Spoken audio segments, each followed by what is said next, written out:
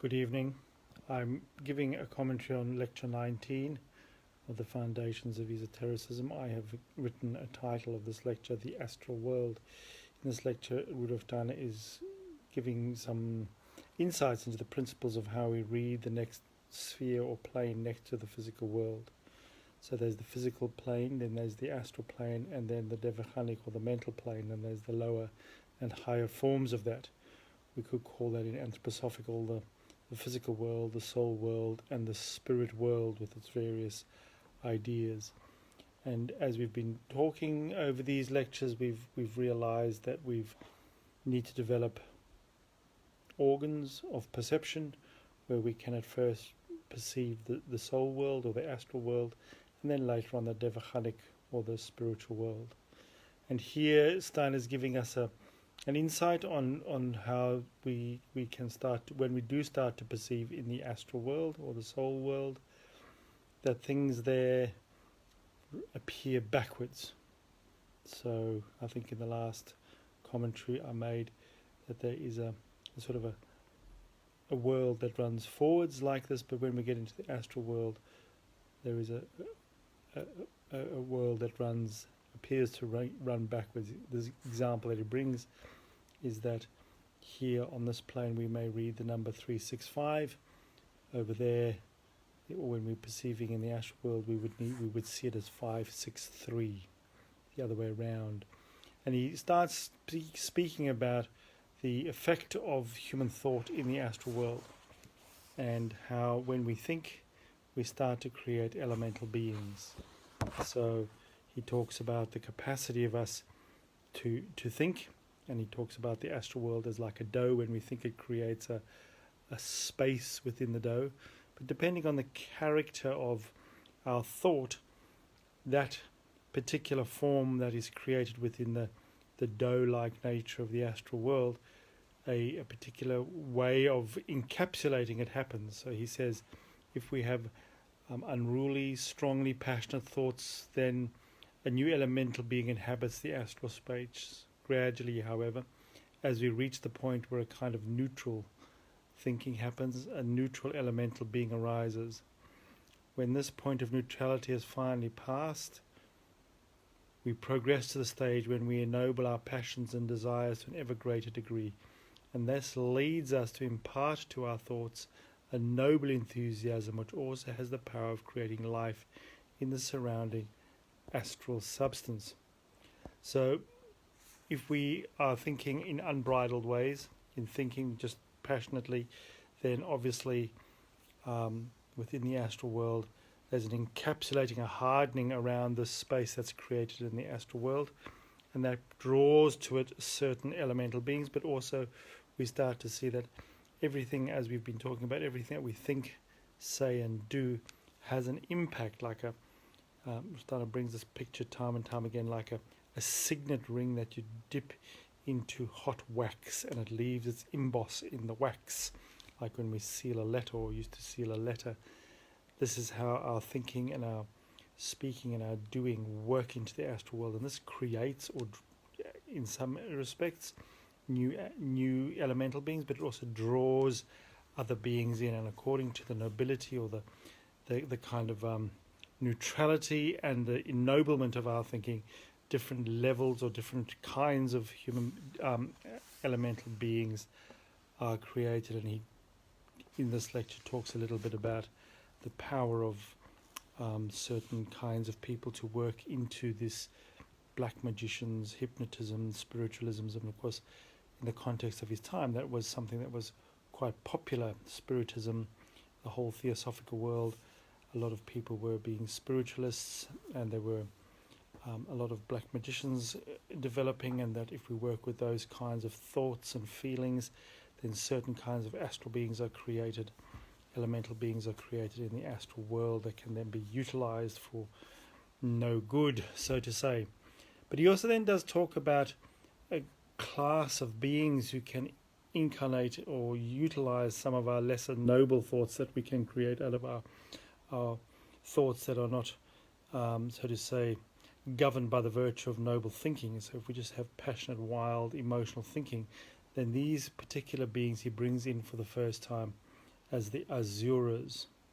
So the Asuras are not something that Steiner makes up. The Asuras are a class of beings that Eastern esotericism talks about. They are the Asuric beings, not the Zurich beings. So they are beings that in this particular lecture cycle that have developed to a high level too early. And in a way, the comment for this particular lecture, because it's possibly the first time that he's mentioning it, or it might be even the first time that you've heard of these beings, we could say that there is a third category of adversarial forces that we need to learn to deal with. Steiner says that this third category of elemental beings or detrimental beings we've sort of been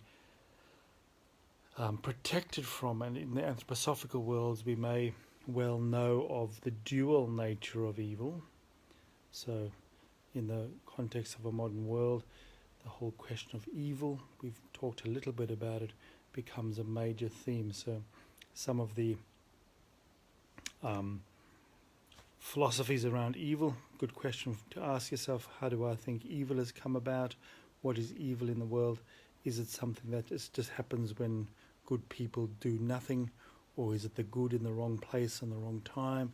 Is it something that the divine world has created? Or are there objective evil beings? I can remember a conference where I brought this up. Most people tend to want to define evil as human misdemeanor, but to bring up the context of an objectively evil world is quite confronting for people these days. And then to bring up the idea of theodicy, which is what we're going to talk about, which is that evil is something that has been put into the world at the behest, at the plan of the divine ground of the world. So Steiner talks about this, the picture of Cain and Abel, for example. When Cain brings his offering, it is rejected, and that brings about the first sense of egotism. And this impulse brings about hindrances for the human nature to grow strong. We need to take these impulses into ourselves to a certain point and then swing back away from them to develop the more noble virtues. This is part of its mission. And we know, some of us know who have been studying this, that Rudolf Steiner develops the dual nature of evil, and he gives it the name.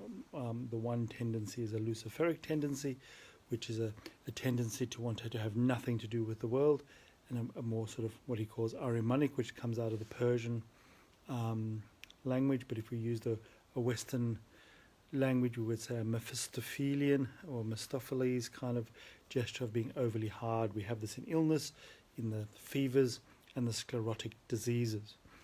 And we have to find a balance. Christ is the balancing force between these two things, and the dual nature of evil is something that comes in many, many philosophies. So we have it in the Old Testament, in the Leviathan and Behemoth. In the Christian Bible, we have it in the sense of the devil and Satan. So the devil is more Luciferic and Satan is more Ahrimanic in anthroposophical jargon. That they are these two tendencies which try to draw us away from being our humanity, being humane. And now we have to come to terms with these beings that are of an Asuric nature. So a threefold. Later on we might be able to talk about the fourfold nature of evil, but certainly the threefold nature of evil. And these Asuric beings are something that is now starting in the fifth cultural epoch in our time, from about the 15th century, to be at work in approaching the human being to cause us to do things that take us away from being humane. And they are a little bit more destructive than the Luciferic and Ahrimanic. We can, with the Luciferic and Ahrimanic forces, find a balancing, either by using one against the other or bringing us a centered Christ being.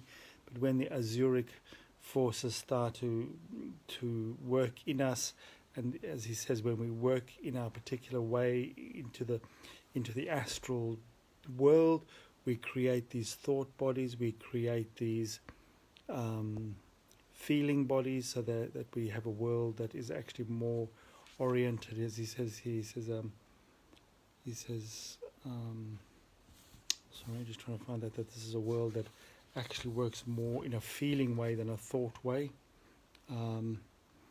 So we find that the etheric and the astral elemental beings that we've created in the astral dough, as he calls it, draw into them these azuric beings, and that they then work upon the feeling of the human being as well. So something that can be confronting to people, that there is an objective antagonistic set of forces in the astral world and the spiritual worlds that are set up, so to say, to strengthen us by drawing us out of the center of our humaneness and our humanity. The intention, as Steiner said, of evil is not that we do evil, but the intention of evil is that through our engagement with it, we draw towards ourselves, as this lecture cycle has been saying, we will come to it more as we get into the later lectures. We draw something in ourselves, and through wrestling it and finding the pendulum swing back to the other half or the other side of something, we find the healing medicine in it. And so the forces, or the negative forces, are to be seen as forces of hindrance and forces of maturation, which can become forces of evil if we succumb to just doing what they kind of draw us towards, out of being out of center. So the tendencies to be, have nothing to do with the earthly world, or to have nothing to do with the spiritual world, and in the sense of the azuric powers, the sense of really not working consciously with our humanity. So these are the sort of the ideas that can come from this lecture, is the threefold nature of evil, and also that everything that we think, say, and do creates elemental beings within the astral world, into which other beings can then work and work into the physical world from there through the feeling. Quite a confronting thought at first, but it's important that we know these things are there, so that when we meet them, we can know to take an engagement with them to a point, and then through conscious work of ennoblement, swing the astral body through the work of the ego back to a balancing and finding the healing power. So the task or the mission of evil in the world is to give us the choice to do the good. Some people obviously succumb and do the wrong thing, and we all do that at times. But really, the challenge is to meet it and say, yes, I'm really, out of my egotism, would like to do that, but I'm going to use the pendulum of my ego to swing it back and choose the right thing here. So that's a little bit of a commentary of this lecture. I'm wishing you all a good evening. It's pretty cold up here in Sydney and wet and rainy, so I'm glad I'm at home while others have to be out. Wishing you a warm evening. Cheers.